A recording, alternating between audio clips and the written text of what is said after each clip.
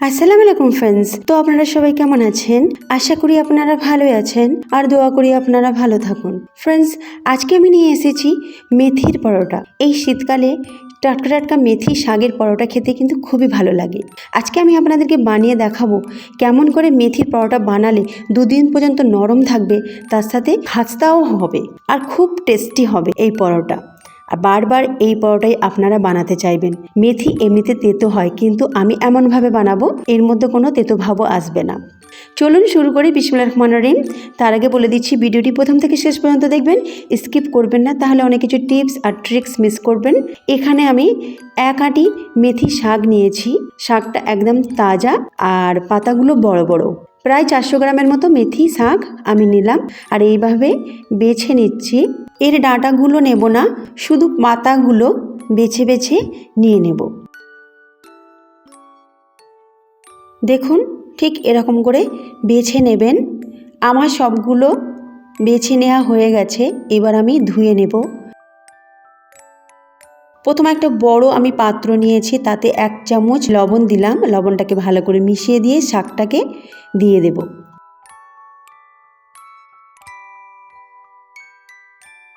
পানির মধ্যে লবণ মেশালে মেথির যে তেতো ভাবটা থাকে সেটা চলে যাবে। তো এইভাবে 2-3 বার কিন্তু আমি ধুয়ে নেব। এইভাবে নাড়াচাড়া করে ধোবেন। মেথি শাকের মধ্যে যে বালি ধুলো যেগুলো থাকে সব নিচে নেমে যাবে। আর এটা আমি ধুয়ে নিলাম 2 থেকে 3 বার। কিন্তু সববার তো আমি দেখাচ্ছি না, কিন্তু দেখুন কতটা নোংরা বেরিয়েছে পানিটায়, সেজন্য আরও আমি 2 বার ধুয়ে নেব। তো 2 বার ধুয়ে নেওয়া হয়ে গেছে। এবার পানিটাকে ঝরিয়ে শাকটাকে আমি ছোট ছোট করে কুচি করে নেব। যেহেতু এটা বড় বড় পাতা, তো ছোট ছোট করে কুচি করে নিয়ে নিলাম। আর একটা প্লেটে আমি তুলে নেব। এদিকে গ্যাসে একটা আমি পাত্র বসালাম। গরম করে নিয়ে 1 চামচ ঘি দিলাম। ঘিটাকে ভালো করে গলিয়ে নেব।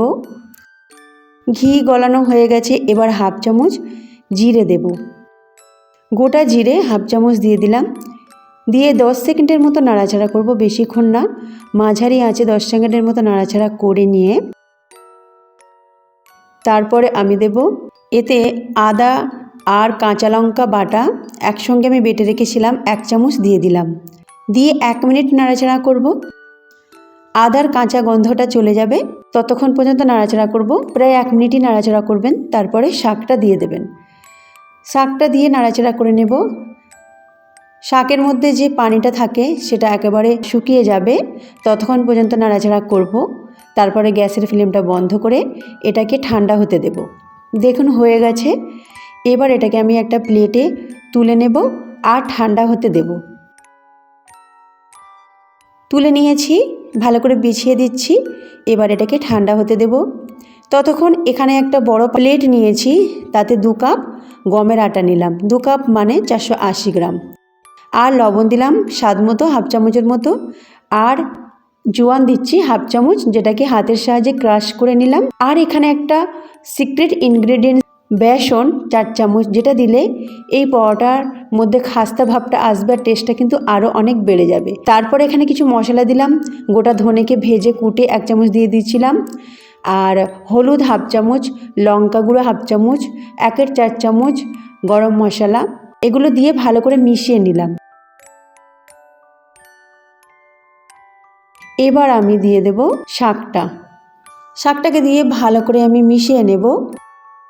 শাকটা মিশিয়ে নেবার পর আর একটা আমি সিক্রেট ইনগ্রেডিয়েন্টস দেব, যেটা দিলে পরোটা নরম থাকবে আর পরোটার মধ্যে তেতো ভাবটাও চলে যাবে। এখানে আমি দিচ্ছি দইও দিতে পারেন, টক দই, বা আপনারা এখানে দুধের সরও দিতে পারেন। দুধের সর যদি আপনাদের বাড়িতে থাকে তাহলে এখানে 4 চামচ দিয়ে দেবেন। দিলে কি হবে, পরোটার মধ্যে মিষ্টি ভাব আসবে, পরোটা নরম হবে আর 2 থেকে 3 দিন পর্যন্ত নরম থাকবে আর খেতেও কিন্তু খুবই টেস্টি হবে। তো আমার কাছে টক দই ছিল তাজা, সেটাই দিয়েছি। এটা দিলেও কিন্তু খুবই স্বাদ বেড়ে যাবে। তারপর একটু একটু করে পানি দিয়ে আমি পরোটার ডোটাকে বানিয়ে নেব। ডো একেবারে রেডি হয়ে গেছে। তারপরে 1 চামচ তেল দিয়ে ভালো করে মথে নেব। এটা অবশ্যই করবেন, এটা করলে আরও বেশি খাস্তা হবে। তো মথে নিয়ে আমি ঢাকনা চাপা দিয়ে রাখবো। প্রায় আমার মথে নেওয়া হয়ে গেছে। এবার এটাকে আমি ঢাকনা চাপা দিয়ে 10 মিনিট রেস্টের জন্য রাখবো, যাতে আটাটা ভালো করে সেট হয়।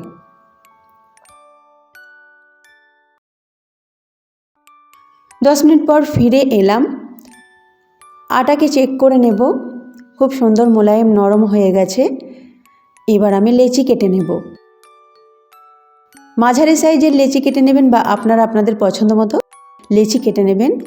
আমি রুটির যেরকম লেচি কাটে তার থেকে একটু বড় সাইজের কেটেছি। এবার আটা দিয়ে এটাকে বেলে নেব। আমি করব এখানে ত্রিকোণ পরোটা। আটা দিয়ে বেলে নিচ্ছি, বড় করে পাতলা করে বেলে নিতে হবে। তারপর আমি তেল ব্রাশ করে নিচ্ছি। এখানে আপনারা চাইলে ঘি দিতে পারেন বা বাটারও দিতে পারেন। তেল ব্রাশ করে নিয়ে তারপরে ফোল্ড করে নেব। ফোল্ড করে নেবার পর একটু হাতের সাহায্যে চেপে দিয়ে ওপরে আমি তেল ব্রাশ করে নিলাম। তেল ব্রাশ করা হয়ে গেছে, আবার ফোল্ড করে নিলাম। এবার এটাকে আমি বেলে নেব। এই ত্রিকোণ পরোটা দেখতে কিন্তু খুবই আকর্ষণীয় হয়, তাই আমার মনে হয় এরকমভাবে পরোটা করলে বাচ্চারা বেশি ভালোবাসবে বা সকলেরই ভালো লাগবে। তাই আমি বেশি ত্রিকোণ পরোটাই করে থাকি। যখনই মেথি পরোটা করি তো এই রকমই করে থাকি।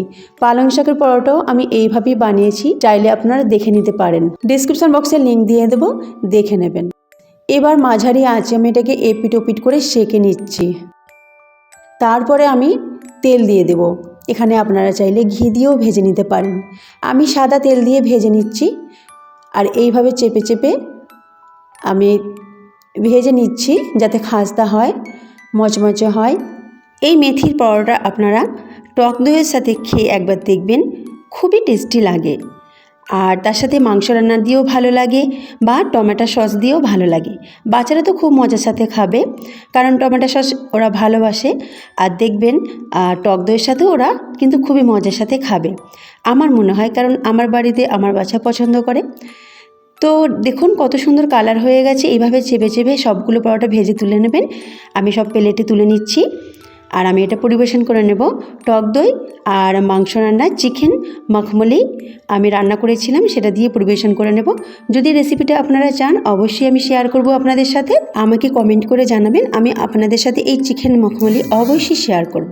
আর দেখুন কত সুন্দর লাগছে। আমি পরিবেশন করে নিচ্ছি। ফ্রেন্ডস, রেসিপি যদি ভালো লাগে অবশ্যই আমাকে লাইক করবেন, তার সাথে সাবস্ক্রাইব করে পাশে থাকা বেল আইকনটি ক্লিক করবেন সবার আগে নতুন রেসিপিটি পাওয়ার জন্য। আজকে এই মতোই রইল। আল্লাহ হাফিজ।